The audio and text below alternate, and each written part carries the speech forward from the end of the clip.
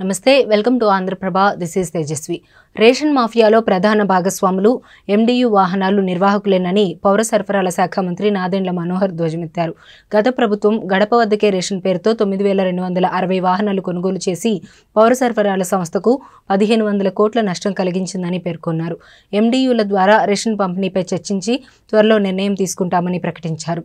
రబీలో ధాన్యం కొనుగోలుకు సంబంధించి రైతులకు చెల్లించాల్సిన బకాయిల్లో 1,000 కోట్లను ఆయన విజయవాడలోని పౌర సరఫరాల సంస్థ కమిషనరేట్లో గురువారం విడుదల చేశారు. గత ప్రభుత్వం 1,659 కోట్ల ధాన్యం బకాయిలు చెల్లించకుండా రైతుల్ని మోసం చేసిందన్నారు. వైసీపీ పాలనలో పౌర సరఫరాల సంస్థ అప్పులు 36,300 కోట్లకు చేరాయని, అందులో 10,000 కోట్లను వచ్చే ఏడాది మార్చిలోగా తీర్చాలని నిర్ణయించినట్లు వెల్లడించారు. ఎన్డీఏ ప్రభుత్వం వచ్చాక బ్యాంకులకు 2,000 కోట్లు చెల్లించామని చెప్పారు. రైతులకు టార్పాలిన్లు పంపిణీ చేయాలని ఆలోచిస్తున్నామని తెలిపారు. ఖాళీ గోతాలకు చెల్లింపులు నిలిపివేశామని, దీనిపై అధ్యయనం చేస్తున్నామన్నారు.